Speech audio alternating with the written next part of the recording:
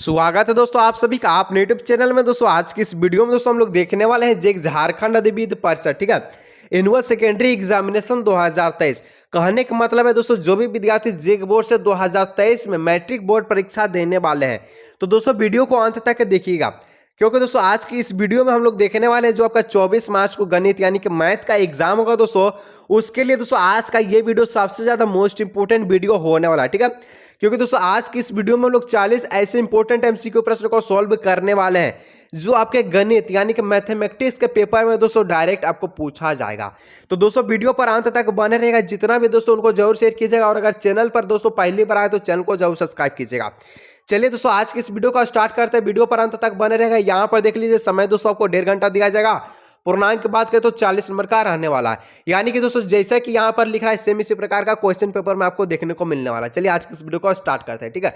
जितना भी ग्रुप में आपका दोस्त है उनको जरूर शेयर कीजिएगा और अगर चैनल को अभी तक सब्सक्राइब नहीं किया तो वो भी कर लीजिएगा, ठीक है। चलिए सबसे पहला प्रश्न को हम लोग देखते हैं, बहुत ज्यादा इंपॉर्टेंट प्रश्न बोला गया है, ठीक है। क्या है कि प्रथम पद ए तथा सार्व अंतर डी वाला एक एपी का एनवा पद क्या होगा। काफी इंपॉर्टेंट है, ठीक है। प्रश्न को अच्छी तरह समझिएगा और अगर दोस्तों अगर वीडियो इंफॉर्मेटिव रहता है तो लाइक जरूर कीजिएगा, ठीक है। देखिए प्रथम पद ए, सबसे पहले प्रथम पद ए बोल दिया है, सार्व अंतर डी बोल दिया है और इसका जो है एपी का एनवा पद क्या होगा। सबसे पहले इस टाइप का प्रश्न में एक चीज ध्यान रखना, क्या ध्यान देना है कि जो भी ऑप्शन है उसको चेकआउट कीजिएगा। जो ऑप्शन है दोस्तों यहाँ पर जो ऑप्शन है ये किस में दिया गया है तो एक फॉर्मूला के रूप में दिया गया, यानी कि सूत्र के रूप में दिया गया। तो इसीलिए मैं आप सभी से कहता हूं, क्या कहता हूं कि अगर दोस्तों आप सभी को सूत्र का वीडियो चाहिए कमेंट सेक्शन में कीजिएगा कमेंट, लेकिन कोई कमेंट करता ही नहीं है। तो देखिए आ गया ही पहला प्रश्न ही आपका सूत्र से रिलेटेड प्रश्न है, तो चलिए इसके द्वारा पूछे गए हम लोग जो है इसका कौन सा सूत्र सही होगा उसको हम लोग देखते हैं, ठीक है। थोड़ा सा दोस्तों यहाँ पर हम लोग कलर को चेंज कर लेंगे ताकि आपको अच्छी तरह से दिखे, ठीक है। तो देखिए दोस्तों एनवा पद निकालने के लिए, ठीक है, आपका जो सूत्र होता है क्या सूत्र होता है तो ए एन बराबर, ठीक है, यहां पर क्या होगा ए प्लस एन माइनस 1 और यहां पर डी। यही दोस्तों आपका राइट आंसर होगा, यही आपका जो सूत्र का राइट आंसर होगा। एनवा पद निकालने का यही राइट आंसर होगा। कहां वाला दिख रहा है ए बी सी डी सभी दिख रहा है, कहिएगा सर सभी नहीं दिख रहा है, यहां पर लास्ट वाला जो है वही आपका जो है सही आंसर है, ठीक है। यानी कि डी ऑप्शन दोस्तों इसका राइट आंसर होगा, ठीक है। बहुत इंपॉर्टेंट क्वेश्चन दोस्तों, अगर फॉर्मूला से वीडियो चाहिए कमेंट सेक्शन में एक बार कमेंट कीजिएगा। कमेंट नहीं करने के कारण दोस्तों आप सभी का फॉर्मूला का वीडियो नहीं आ रहा है, ठीक है। कमेंट कीजिएगा आएगा जल्दी से, ठीक है। दूसरा नंबर एपी 1074 का 30वां पद है। अब दोस्तों वही फॉर्मूला के आधार पर इस प्रश्न को सॉल्व करना, जो फॉर्मूला आप निकाले पहला ऑप्शन से उसी फॉर्मूला के आधार पर इसको आप लोग जो है सॉल्व करेंगे। कैसे सॉल्व करेंगे, सबसे पहले जो एपी दे दीगा इसका 30वां पद पूछा, 30वां पद निकालने के लिए सबसे पहले ए और डी का ज्ञात होना जरूरी है, मान का ज्ञात होना जरूरी है, ठीक है। यानी कि दोस्तों जो एपी दिया है इसमें आपका ए की बात करें तो जो प्रथम पद है वो आपका ए कहलाता है, यानी कि ए दोस्तों आपका सिंपली से 10 हो जाएगा। और डी की बात करें तो दोस्तों डी क्या हो जाएगा, दूसरा पद है 7, 7 में से पहला पद को हम लोग माइनस कर लेंगे, ठीक है। 7 में से पहला पद 7 माइनस 10, 7 में से 10 गया तो कितना होगा डी बराबर होगा -3, ठीक है। डी बराबर -3, तो ए 10 डी कितना हुआ -3 हुआ, ठीक है। अब 30वां पद पूछा है तो यानी कि ये 30 पूछा। तो एक चीज यहां पर ध्यान दीजिएगा, बहुत इंपॉर्टेंट बात बता रहे हैं, ठीक है, ध्यान से सुनिएगा। जब भी अगर पद निकालने की बात आए, जब भी अगर 30 रहे 40 रहे कुछ भी अगर मान रहे दोस्तों, तो उसका जो एक सूत्र होता है क्या होता है कि जितना पद निकालने का बोलेगा उसको एक को घटा देना, यानी कि ए प्लस करके 30 को पद पूछा है निकालने, 30वां पद क्या होता है एक हम लोग घटा के यानी कि 29 को डी से गुना कर लेंगे, ठीक है। 29वां पद को डी से गुना कर लेंगे, राइट आंसर आपके सामने आ जाएगा, ठीक है। चलिए हम लोग करते हैं गुना, क्या होगा ए आपका दोस्तों 10 है 10 लिख लिए प्लस 29, डी कितना है दोस्तों, डी हम लोग अभी निकाले कितना था -3 था, तो दोस्तों यहाँ पर हम लोग जो है गुने -3 कर लिए, ठीक है, गुने -3, ठीक है। क्या हुआ तो गुने -3 अच्छी तरह से, ठीक है, यहाँ पर मिस्टेक नहीं कीजिए, गुने -3। अब यहाँ पर ध्यान रखिएगा 10 प्लस, ठीक है, 29 को 3 से गुना कीजिएगा, 29 को 3 से नहीं सिर्फ और सिर्फ -3 से गुना कीना, तो 29 को दोस्तों 3 से गुना करते तो सिर्फ और सिर्फ 87 आता, लेकिन -3 से गुना करना है तो -87 हो जाएगा। अब आपको पता है कि 10 प्लस -87 है तो इसका जो है दोस्तों इसका जो साइन जो है चेंज हो जाएगा, कितना था 10 प्लस यहाँ पर ब्रैकेट में -87, ठीक है। अब यहाँ पर 10 प्लस माइनस क्या होता है, प्लस माइनस होता है दोस्तों माइनस, आप बच्चे से पढ़ते आ रहे हैं, ठीक है, प्लस माइनस -87। आप दोस्तों देखिए अगर प्लस कर देते हैं दोस्तों तो आपका जो कुछ आंसर हो जाता है क्या हो जाता है 97 हो जाता है, ठीक है, जैसे कि ऑप्शंस में दिख रहा है। और यही दोस्तों आपका एग्जामिनर आपको जांच करता है कि कितना आप में सेंस ऑर्गन, यानी सेंस ऑर्गन की बात करें, कितना आप में जो है एबिलिटीज है इस प्रश्न को सॉल्व करने के लिए, क्या आप माइनस प्लस को ध्यान में रखते हैं या नहीं रखते हैं, ठीक है। तो इस तरह से दोस्तों 97 इसका रॉन्ग आंसर है। अब क्या होगा, 10 में से -87 को घटा दीजिएगा, जो आपका वही आपका राइट आंसर होगा, ठीक है। 10 में से -87 को घटाए दोस्तों क्या आएगा, 77 आएगा। सिर्फ 77 नहीं, जो बड़ा अंक जिसमें बड़ा अंक में जो साइन लगा वही आपका साइन हो जाएगा, यानी कि -77। -77 कौन वाला ऑप्शन दिख रहा है, ऑप्शन नंबर सी, ऑप्शन इसका राइट आंसर, ठीक है। एग्जामिनर आपको पूरी तरह से धोखा देगा। देखिए 97 है, 77 है, ठीक है, और अधिकतर बच्चों यही दो ऑप्शन में से टिक करके आते हैं। तो आपको ऐसा नहीं करना है दोस्तों।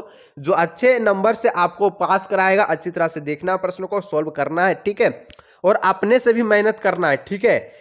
चलिए नेक्स्ट प्रश्न है 3 नंबर, एपी 5 7 9 11, एपी 5 7 9 11 का कौन सा पद 27 होगा। अब ध्यान रखना, अब तक हम लोग जो एन पद यानी एनवा पद निकालते आए हैं, सूत्र देखें, और एक इसका जो एक से रिलेटेड हम लोग जो है फॉर्मूला के रिलेटेड एक प्रश्न बताएं।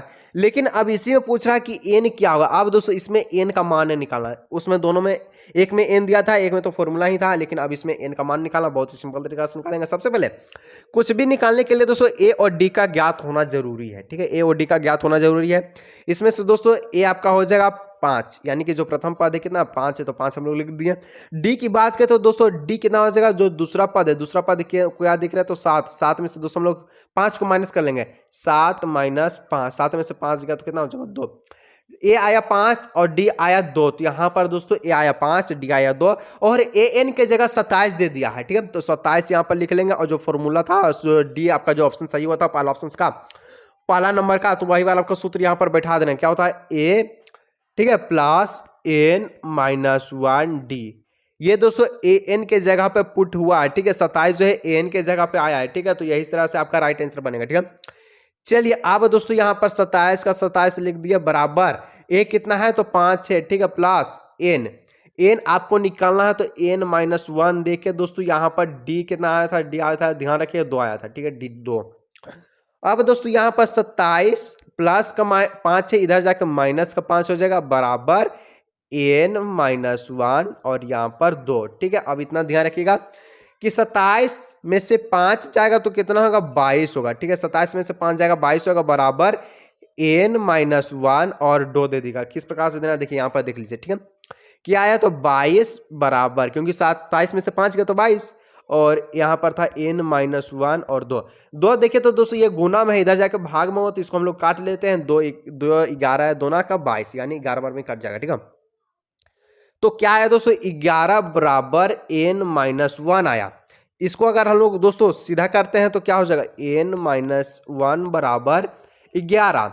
अब दोस्तों n हम लोग को निकालना तो क्या होगा, 11 और माइनस, यहाँ एक जो है माइनस का, इधर जाकर प्लस का 1 हो जाएगा, और 11 के कितना हो जाएगा 12। तो कौन वाला ऑप्शन होगा सही, इसका राइट आंसर जल्दी से बताइए कौन वाला ऑप्शन होगा, बोलिएगा सर ए ऑप्शन इसका राइट आंसर होगा, ठीक है। नेक्स्ट बढ़ते हैं 4 नंबर को, काफी इंपोर्टेंट है 4 नंबर का प्रश्न कि प्रथम 15 विषम संख्याओं का योग क्या होगा। योग का सूत्र पता है, हम कह रहे हैं कि जितना भी प्रश्न है दोस्तों आपका सूत्र से रिलेटेड प्रश्न है, ठीक है। अगर सूत्र पता होता है तो सब्जेक्टिव वाला में जो आपका जो क्वेश्चन पेपर मिलेगा, जो आंसर उसी में लिखना रहता है, उसमें भी सहयोग मिलेगा, और तो ऑब्जेक्टिव में तो मिलवे करेगा। और दोस्तों एक चीज यह बात है कि अगर आपको सब्जेक्टिव का वीडियो चाहिए, ठीक है, तो कमेंट सेक्शन में कमेंट कीजिएगा, बहुत ही ज्यादा मोस्ट इंपोर्टेंट सब्जेक्टिव का वीडियो में लेकर आने वाला हूं, जिससे दोस्तों आपका बोर्ड एग्जाम में प्रश्न रहने वाले हैं, ठीक है, तो कमेंट कीजिएगा, ठीक है। चलिए 4 नंबर का प्रश्न बनाने से पहले अगर इसका हम लोग थोड़ा सा फॉर्मूला पे गौर करें तो आपको जो हो सकता है कि 1 नंबर बोर्ड एग्जाम में पक्का हो जाए, ठीक है। योग निकालने का फॉर्मूला होता है दोस्तों एस एन बराबर n/2, यहाँ पर 2a, ठीक है, प्लस n -1 और बगल में d। ये दोस्तों आपका होता है योग निकालने का formula. Okay, next no problem, ठीक है। प्रश्न बोलता है कि प्रथम 15 विषम संख्या, तो विषम संख्या आपको पता है काहे ना पता सर, जो 2 से बिल्कुल भी नहीं कटता है उसको विषम संख्या कहते हैं, और जो 2 से कट जाता है उसको सम संख्या कहते हैं। सर हम बचपन से पढ़ते आ रहे, सर ऐसे मत बोलिए सर, बहुत बढ़िया, ठीक है। देखो प्रथम 15 को विषम संख्या की बात आए दोस्तों, तो एक चीज यहाँ पर क्या रखना है, एपी सबसे पहले हम लोग बना लेते हैं, ठीक है, एपी हम लोग बनाते हैं, तो इसका दोस्तों एपी बनाइएगा तो विषम संख्या क्या होगा, सबसे पहले तो एक आपका विषम संख्या है, दो क्या है सम या विषम, सम है तो उसको नहीं लिखना, ठीक है, सिर्फ विषम। तो 3 हो जाएगा, 3 के बाद 4 है, 4 सम होता है, उसके बाद वाला 5 आपका विषम होता है, ठीक है। इसी तरह से दोस्तों 15 को चलते जाएगा, यहाँ पर चलते जाएगा, ठीक है। अब इसमें दोस्तों अगर जो है योग का फॉर्मूला तो हमें बता दिया, लेकिन योग का फॉर्मूला निकालने के लिए भी ए का होना ज्ञात होना जरूरी है, डी का होना ज्ञात होना जरूरी है, और इसमें दोस्तों एन का भी ज्ञात होना जरूरी है, ठीक है, योग वाला फॉर्मूला में निकालने के लिए, ठीक है। सबसे पहले ए की बात करें तो जो प्रथम पद है कितना है, एक है, तो ए आपका एक हो जाएगा। डी की बात करें तो जो दूसरा पद है इसमें से पहला पद को माइनस कर ले, दूसरा पद कितना है 3 है, ठीक है, 3 में से एक को माइनस कर लें तो बच गया 2, यानी कि ए आपका 1 और डी आपका 2। और दोस्तों एन की बात करें तो एन कितना हो जाएगा, जो प्रथम 15 विषम संख्या बोला यही आपका एन हो जाएगा, ठीक है। तो ध्यान रखिएगा, बस इतना ही ध्यान रखिए, आपका मैथ बन गया, ठीक है। चलिए अब निकालते हैं, क्या निकालना है, एस एन निकालना है, ठीक है। एन की जगह कितना है तो 15, तो 15 यहाँ पर हम लोग लिख देते हैं, ठीक है, 15 फॉर्मूला के आधार पर बढ़े। तो दोस्तों क्या था, तो सबसे पहले हम लोग दोस्तों फॉर्मूला लिख देते, क्योंकि कहिएगा सर आप जो है फॉर्मूला पहले लिख देते तो अच्छा रहता है, ठीक है। चलिए हम लोग लिख देते हैं, ठीक है। क्या होगा फॉर्मूला, तो एस एन बराबर एन बट्टे 2 bracket 2a plus N minus 1 और डी, ये आपका फॉर्मूला था, ठीक है। चलिए अब एस एन, एन के जगह दोस्तों आपका 15 था, 15 लिख लिया। अब एन बटे 2 यानी कि 15/2, ठीक है। ये दोस्तों आपका एस है, ठीक है, ये एस है, ठीक है, इसको ध्यान रखिएगा, इसको भी 5 नहीं मान लीजिएगा, ठीक है। अब वो 15/2 अच्छी तरह से लिख देना, घिच आ रहा है, ठीक है। चलिए अच्छी तरह से लिख देते, यहाँ पर क्या लिखना है, तो यहाँ पर हम लोग लिख देते हैं एस, ठीक है। अब ठीक रहा, ठीक है, 15 बराबर 15/2। अब 2 गुने 1, ए कितना था दोस्तों, 1 था, प्लस एन दोस्तों आपका दिया गया है 15, 15 में से 1 गया तो कितना होगा, सिंपल से हम लोग लिख देते हैं 14, ठीक है। डी की बात करें तो दोस्तों वो आपका 2 था, अब इसको सोल्व कीजिए, आंसर आपका आ जाएगा, ठीक है। तो यहाँ पर सोल्व कीजिएगा तो दोस्तों 15/2, 15/2 आ जाएगा, ठीक है। 2 को 1 से गुना कीजिएगा तो कितना हो जाएगा, 2 हो जाएगा प्लस, ठीक है, और 14 दूना दोस्तों 28 हो जाएगा।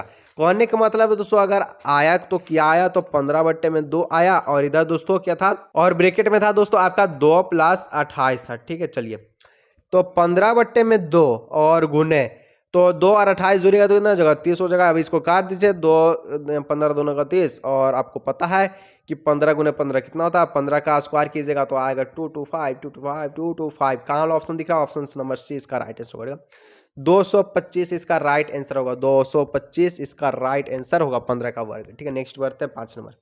अब दोस्तों यहाँ से कुछ राहत मिलेगा, क्योंकि अब तक का जितना भी प्रश्न था अभी हम लोग देखें कुछ जब बहुत ज्यादा लग रहा है कि सब्जेक्टिव में हिल गए, ठीक है। 5 नंबर कहता है कि भुजाओं की समान संख्या वाले बहुभुज समरूप हैं। जी हाँ, भुजाओं की समान संख्या वाले बहुभुज समरूप है, यदि उनके संघात कोण क्या होंगे। जब भुजाएं दोस्तों समरूप होते हैं तो उनके संघात कोण जानते हैं क्या होते हैं, नहीं जानते आप तो जान लीजिए बराबर होता है, ठीक है। Okay, right answer option c को यहां भरना नहीं है, सिर्फ और सिर्फ आपको ओ मार्कशीट में गोल गोल गोल गोल गोल गोल करना है, ठीक है। चलिए तो ओ मार्कशीट कैसे भरती है ये तो आपको पता होगा, क्योंकि 9 का एग्जाम दे चुके हैं, ठीक है। ऐसा तो नहीं है कि 9 का एग्जाम नहीं दिए हैं, तो 9 का एग्जाम दिए तो आपका ओ मार्कशीट भरना अच्छी तरह से आना चाहिए, ठीक है। 6 नंबर का प्रश्न कहता है किसी त्रिभुज में एक भुजाओं में के समांतर खींची गया रेखा अन्य दो भुजाओं का क्या देश का अनुपात में विभाजित करती है क्या। देखिए सबसे पहले प्रश्न को समझने का प्रयास करिएगा, ठीक है। अगर नहीं समझते हैं तो कोई दिक्कत नहीं है, समझने का जरूर से प्रयास कीजिएगा। किसी भी त्रिभुज में एक भुजा के समांतर खींची गए अन्य भुजाओं को डैश अनुपात में विभाजित करते हैं। दोस्तों देखिए सबसे पहले तो यहाँ पर हम लोग फिल इन द ब्लैंक्स को भर लेते हैं और इसके द्वारा सेंटेंस काफी मस्त बनेगा, ठीक है। देखिए राइट आंसर होगा समान, यानी कि किसी भुजाओं में एक भुजा के समांतर खींचे गए रेखा अन्य दो भुजाओं को समान अनुपात में विभाजित करती है। Okay right. और दोस्तों क्या अभी तक लाइक किए हैं कि नहीं दोस्तों, तो कर लीजिए दोस्तों, काफी इंपॉर्टेंट है दोस्तों वीडियो, और मेहनत बहुत ज्यादा लगता है दोस्तों। काफी मुझे दोस्तों बोलने में दिक्कत भी होता है, और बोलने में दोस्तों बहुत ज्यादा यहाँ पर जो है एनर्जी का जरूरत पड़ता है मुझे, ठीक है, ताकि आपको अच्छी तरह से सुनाई सके, ठीक है। 7 नंबर का था कि समरूप त्रिभुज के संगत भुजा डैश होते हैं। समरूप का जब भी बात है, समरूप त्रिभुज की जो भुजा है, ये त्रिभुज तो हुआ नहीं, बोलेगा सर ये तो कहाँ मिला तो नहीं है, ये तो सर कट गया, यानी कि दोस्तों ये त्रिभुज इस प्रकार का होगा, ठीक है। चलिए मान के चलिए कोई भी समरूप त्रिभुज है, ठीक है। समरूप त्रिभुज के संगत भुजा डैश होता है, क्या होता है, तो समरूप त्रिभुज के संगत भुजा समानुपाती होते हैं। Okay right answer option D. तो नेक्स्ट प्रश्न बढ़ते हैं दोस्तों 8 नंबर। क्या कहता है कि निम्न में से कौन समरूपता की कसौटी नहीं है। काफी इंपॉर्टेंट प्रश्न है, ठीक है। निम्न में से कौन समरूपता की कसौटी नहीं है? अगर आप पढ़े हैं और नहीं कैसे पढ़ेंगे, ये दोस्तों बहुत बच्चा वाला सवाल है। तो इसको दोस्तों कमेंट सेक्शन में कमेंट कीजिएगा, क्योंकि दोस्तों काफी इंपॉर्टेंट प्रश्न है और ये का जवाब नहीं दे सकते तो किसका जवाब दीजिएगा बताइए। तो कमेंट कीजिएगा जल्दी से, ठीक है। तब तक 9 नंबर की ओर हम लोग बढ़ते हैं। तो 9 नंबर का प्रश्न काफी इंपॉर्टेंट प्रश्न है। क्या कहता है कि एक समलंब एबीसीडी जिसमें AB बराबर AB पैरेलल सॉरी दोस्तों AB पैरेलल CD है के विकर्ण परस्पर O बिंदु पर प्रतिच्छेद करते हैं। तो यदि AB बराबर 2CD है तो त्रिभुज AOB और COD के क्षेत्रफल का अनुपात क्या कीजिए। सबसे पहले दोस्तों मैं आपको कुछ दिखाना चाहता हूँ, वो यह है कि समलंब त्रिभुज में आपको सबसे पहले बनाकर दिखाना चाहता हूँ, ठीक है। थोड़ा सा दोस्तों यहाँ पर समलंब त्रिभुज बनेगा, ठीक है। ये आपका समलंब त्रिभुज बन गया, ठीक है। मान के चलिए समलंब है, ठीक है। नाम देते हैं, इसका नाम है A और इसका नाम है B, इसका नाम है C और इसका नाम है D। जो प्रश्न में कहा कि AB जो है CD का पैरेलल है, ये दोस्तों आपस में पैरेलल है, समांतर है, ठीक है। और इसका जो विकर्ण दोस्तों O पर प्रतिच्छेद करता है, यानी कि ये वाला जो विकर्ण है ये O पर प्रतिच्छेद करता है यहाँ। अब नेक्स्ट जो प्रश्न कहा गया है, यही दोस्तों यहाँ से आपका राइट आंसर मिलेगा, ठीक है। कह दिया है कि AB जो है ये 2CD के बराबर है, बस 2CD के बराबर है। तो इसी में दोस्तों आपका पूछ दिया है कि AOB और तथा COD का क्षेत्रफल का अनुपात क्या होगा। AOB E वाला, ठीक है, E वाला और COD E वाला, ठीक है। इसके क्षेत्रफल का अनुपात क्या होगा, आपको सिंपल यही पूछ दिया गया। देखिए सबसे पहले दोस्तों आपको क्या करना, AB को AB लिख दीजिएगा, ठीक है। और देखिए CD इसका गुणांक में है दोस्तों, इसके इधर जाके भाग में हो जाएगा CD, ठीक है। बराबर में दोस्तों आपका 2 हो जाएगा, ठीक है। और 2 के नीचे कुछ नहीं है तो दोस्तों ये 1 है। अब यहां से जो मैं बात कर रहा हूं उसको ध्यान से सुनेगा, ठीक है। क्या सुनना है, अगर दोस्तों जब भी इस टाइप का प्रश्न रहा है तो जो त्रिभुज के जो भुजाएं हैं अगर इनका वर्ग करते हैं, जी हां, त्रिभुज के भुजाएं का अगर वर्ग करते हैं तो इनके क्षेत्रफल का अनुपात निकलता है। तो वर्ग किसका होगा, 2 और 1। ये त्रिभुज के जो है भुजाएं हैं 2 और 1, अगर इसका वर्ग करते हैं तो 2 का वर्ग होता है 4 और 1 का वर्ग होता है 1। तो इस तरह से इसका जो राइट आंसर होगा 4:1 के रूप में होगा। कौन वाला ऑप्शन होगा, तो ऑप्शन सी वाला होगा, ठीक है, नो प्रॉब्लम। नेक्स्ट बढ़ते हैं दोस्तों प्रश्न संख्या 10 नंबर की ओर। और अभी तक वीडियो को लाइक, चैनल को सब्सक्राइब नहीं किए तो दोस्तों इतना मत कीजिए, इतना मत तरपाइए कि तरप में जिंदगी गुजर जाए। तो वीडियो को एक लाइक कर लीजिएगा, ठीक है। 10 नंबर, यदि कर्ण स्क्वायर बराबर लंब स्क्वायर प्लस आधार स्क्वायर हो तो कैसे त्रिभुज बनेंगे। कौन वाला त्रिभुज दोस्तों, यही वाला त्रिभुज। देखिए यहां से एक त्रिभुज मैं आपको बता देता हूं, ठीक है। यही वाला है जिसका एक को 90 डिग्री का होता है, इसको हम लोग कहते हैं H और इसको कहते हैं हम लोग B और इसको कहते हैं P। और अगर कर्ण स्क्वायर बराबर लंब स्क्वायर प्लस आधार स्क्वायर हो तो कैसा त्रिभुज बनेगा, तो ये बन जाएगा दोस्तों, किसका 90 डिग्री कोण होता, तो होता है उसी का होता है, किसी का होता है, तो समकोण त्रिभुज का होता है, यानी कि ऑप्शन सी इसका राइट आंसर होगा, ठीक है। तो दोस्तों आज की इस वीडियो में दोस्तों हम लोग जो है अभी तक केवल 10 प्रश्न को ही देखे हैं, ठीक है। तो इसका दोस्तों नेक्स्ट पार्ट हम लेकर आने वाले हैं। तो इसके लिए दोस्तों अगर वीडियो को सपोर्ट मिलता है, वीडियो पे दोस्तों जल्दी से लेकर आएगा। और आप सभी को कमेंट में भर देना है कि सर पार्ट 2 का वीडियो जल्दी से लेकर आइए। तो दोस्तों मैं जरूर लेकर आऊंगा। तब तक के लिए दोस्तों हम लोग मिलते हैं अगले नेक्स्ट वीडियो में, ठीक है।